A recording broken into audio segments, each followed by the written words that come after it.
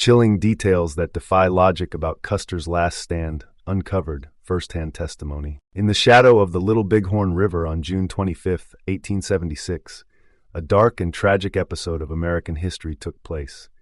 The infamous last stand of General George Custer and his troops. Chaos and confusion ruled the day, as described by eyewitnesses who witnessed the grim end of Custer and his men.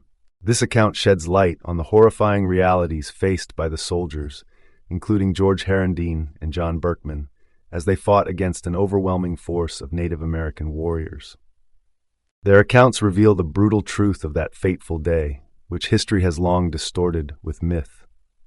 As these men faced the relentless attack, not only did they confront the immediate danger of battle, but they also wrestled with the gnawing uncertainty surrounding their leader's fate. The Little Bighorn River lay within sight, yet their desperate thirst only added to their torment, forcing them to endure unthinkable conditions.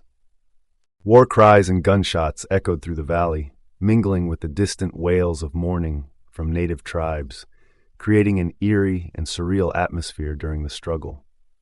Through their eyes, the harrowing events of that day unfold, exposing moments of both cowardice and immense bravery amidst the eerie calm that followed the storm of violence. What really transpired at Custer's last stand? How did so many men fall, and what decisions led to such a devastating defeat? In this telling, we uncover the grim details that defy logic, as told by those who survived to share their memories of that fateful clash. But before we delve deeper into this grim tale, be sure to like and subscribe to our channel to support our work.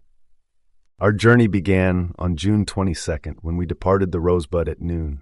After marching up the Rosebud about 12 miles, we made camp for the night. At dawn on June 23rd, we continued our march, following a trail for several miles until, by late evening, we had established camp on the trail. On the following day, 6 Crow Scouts sent out earlier by General Custer returned with news that they had found fresh pony tracks indicating an Indian village nearby. General Custer gathered his officers, although I couldn't hear their discussion. The scouts were sent ahead once more.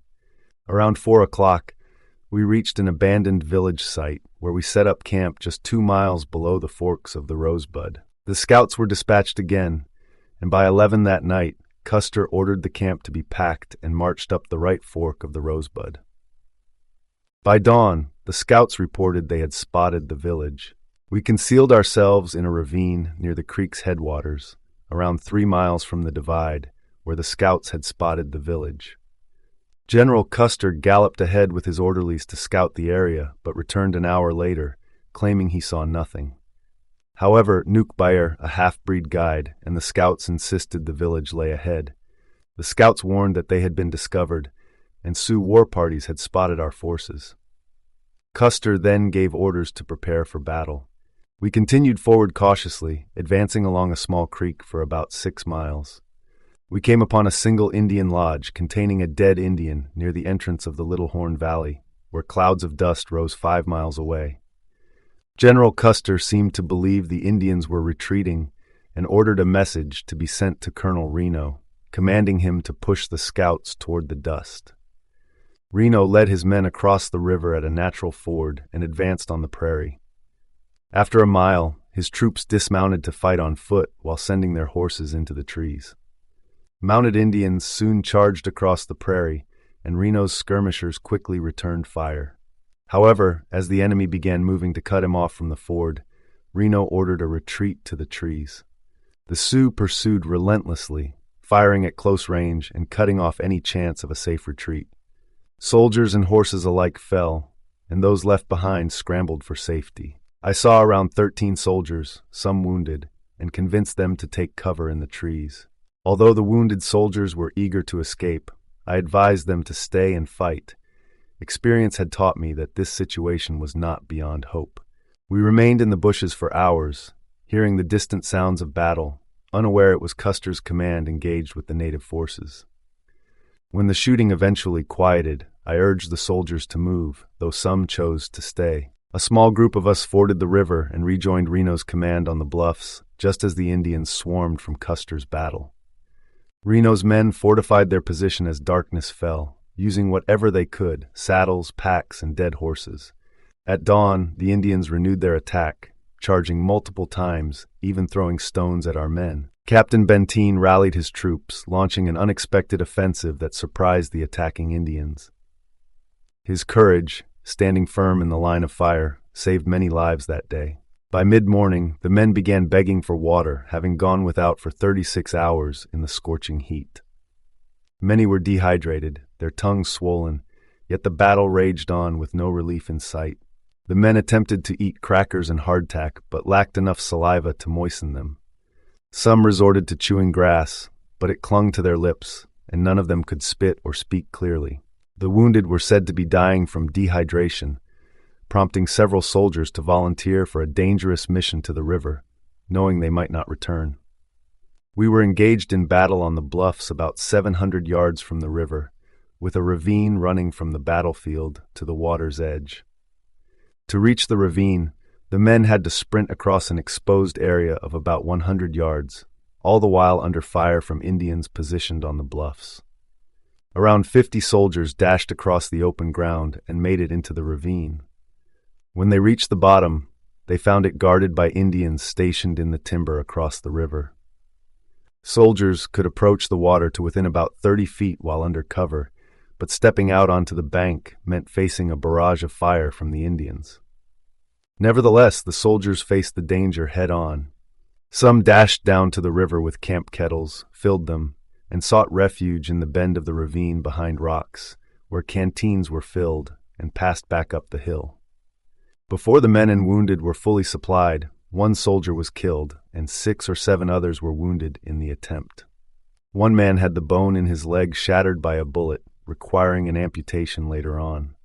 By 2 o'clock, the Indians began to withdraw, although skirmishing continued until late in the afternoon. By nightfall, the battlefield was clear of Indian forces.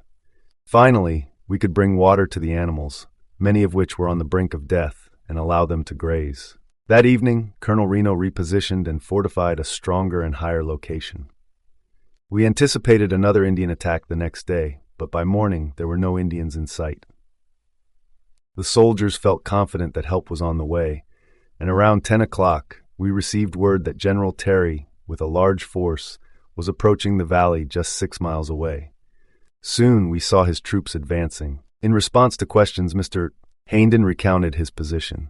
He had gone in with the scouts on the left side of Reno's line, which included around 60 men, 35 Re-Indians, 6 friendly Sioux, 6 Crows, and the remainder white men. He witnessed a Re-Scout raise his arm with a bloody knife before falling over, likely killed. Herondine believed the 2 cavalry soldiers he had left in the timber were also killed, as they hadn't been seen since. Lieutenant McIntosh, whose horse was shot early in the fight, was killed while riding a soldier's horse, trying to make it back to the ford. Herondine also saw Lieutenant Hodgson, who was shot and wounded after his horse fell into the river. Hodgson tried to pull himself up the opposite bank by grabbing a horse's tail, but was shot by an Indian sharpshooter once he reached the top. Custer's supply packs were with the others, and the Indians did not manage to capture any of them or the mules.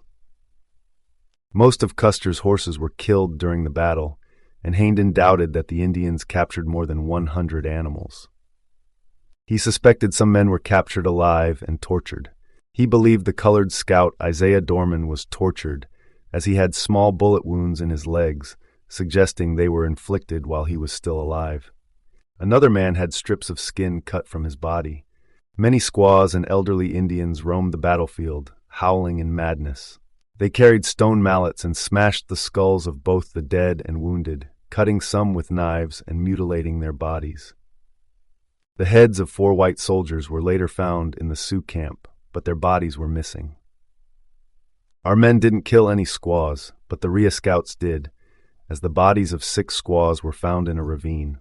Herondine estimated that the Indian village housed around 6,000 people, with at least 3,000 being warriors. The Indians fought Reno first before turning to engage Custer, and later returned to finish off Reno. The same group of Indians participated in all the attacks, and Herondine believed they were led by Sitting Bull, along with 8 or 9 other chiefs. He identified 5 of the chiefs, each of whom carried a flag to rally their warriors. The flags were of various colors: red, yellow, white, blue, and one black. Herondine thought Crazy Horse and his band also took part in the battle and speculated that the Indians suffered casualties equal to those of the whites. Custer's men fought valiantly, killing many Indians, but none of Custer's forces escaped. They were surrounded by at least 2,500 warriors. Scout George Herondine described how fear spread among the men due to Reno's apparent cowardice, which influenced their actions. Dan Neely, now living in Gilt Edge, Montana, had been dubbed Cracker Box Dan for hiding behind a cracker box during the battle. Captain Miles Moreland, known as Apparejo Mickey, spent the fight lying behind an apparejo, and Billy Blake pretended to be wounded for 2 days to avoid combat. These men, though brave soldiers by nature, acted out of fear during the heat of battle. In contrast, Herondine worked tirelessly in the intense heat, dragging dead horses to form breastworks and firing at the Indians, all while wondering what had happened to Custer. On the morning of the 25th, as the soldiers worked, they noticed smoke and dust on the nearby ridge. Most of the Indians left Reno's men to join the fight on the ridge.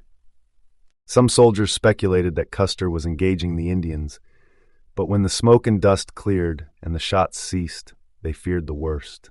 Despite hearing volleys of gunfire, which many now believe were Custer's distress signals, the soldiers didn't advance to aid him. Herondine and others were left behind, thirsting for water and grappling with the heat. Dr. Porter, who worked relentlessly to care for the wounded, urged the men to retrieve water, even though the river was guarded by the Indians. Several soldiers made the dangerous trek down the ravine to the river, risking their lives to bring back water for the wounded. One man was shot while filling his pail, shattering his leg, and he had to be dragged back up the hill. As the day wore on, a few soldiers managed to bring back just enough water to ease the suffering of the wounded. Despite the men's desperate thirst, Herondine refrained from trying again. He witnessed several horses, including Dandy, shot and killed during the fight. Dandy was hit back in '68, and I thought to myself, the general is going to be heartbroken when I break the news about him being gone. I recalled how, just before we left Fort Lincoln, Custer mentioned he might need to replace Dandy, as he was starting to show his age. But seeing Dandy lying there as if he were just sleeping, it reminded me of all the times he'd raced across the plains with Custer. It brought tears to my eyes as I gently stroked his neck. Then, to my surprise, he opened his eyes, soft, filled with pain, and let out a quiet whinny. I knew then that he was pleading for water, confused as to why I hadn't tended to him like always. The day stretched on endlessly, every minute feeling like an hour as we remained stranded, unsure of Custer's whereabouts. We feared the Indians would strike from behind at any moment, especially since we had no natural barriers there. Looking back on that day now, it almost seems like a nightmare, something that couldn't possibly have happened. There are moments when I convince myself it's all just a bad dream.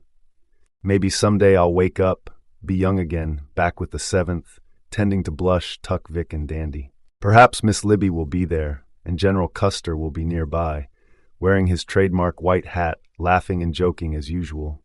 But deep down, I know the dream won't end until I find the courage to face the truth. On both the 25th and 26th, while the Indians below fired at us, a sharpshooter perched on a nearby hill picked off our men one by one. Armed with a buffalo gun, he was deadly accurate. Though we couldn't see him, every shot took out a man, horse, or mule. He proved to be more of a threat than the warriors below. Eventually, Captain Ryan managed to take him down with a long-range rifle. After the battle, I ventured over to that hill and saw the sharpshooter lying there, his buffalo gun still in hand, behind the boulders he had set up for cover. As the day wore on and the smoke started to clear, most of the Indians pulled back, returning to their village to mourn their dead. They left just enough warriors to keep us trapped on the hill. By that point, none of us had eaten since leaving camp with Custer earlier in the day. We chewed on hardtack and raw bacon, but without water, it was like swallowing hay. Most of us were utterly spent, with some men collapsing where they stood, too exhausted to care about what might come next. I had the unlucky task of being on night watch, stationed outside Reno's tent. I heard him inside, drinking heavily from a keg. At one point, as I marched past, I overheard him tell another officer, "I wonder where the Murat of the American army is now," followed by a sneering laugh. Though I didn't know who Murat was, I knew Reno was mocking Custer, and it angered me. As I continued my patrol, I passed by the sleeping men scattered on the ground, while others, those who hadn't survived, lay motionless beside them. The night had grown eerily quiet. Down in the valley, where there had been gunfire, smoke, and chaos all day, it was now as silent as a graveyard. I could hear the distant beat of tom-toms and the mournful wails of the Indians, grieving their fallen. Every now and then, I'd stop marching, straining my ears and eyes, hoping to catch a sound or sight of Custer and his men creeping toward us in the dark. I kept glancing toward the ridge where we last saw him, my body aching from the constant worry. But as the night wore on, nothing happened, and when morning finally broke, the air was still and heavy. Tension hung over us like a cloud, as we waited for whatever might come next. The lack of food and water was taking its toll on everyone. Some men mumbled incoherently in their sleep, while others sat in silence, lost in thought. My mind drifted back to Custer and my horse Dandy. I remembered the moment he was shot, and how I felt such an overwhelming sadness. That sorrow stayed with me, making it harder to shake the sense that we were doomed, that the worst was yet to come. The eerie calmness was unsettling, and we knew we had to be prepared for whatever was on the horizon. I hope this retelling of the events gives you a deeper insight into the Battle of Little Bighorn and the Great Sioux War of 1876. Stick around for more stories like this. I'll continue to bring you first-hand accounts of different battles. Take care, and I'll see you next time.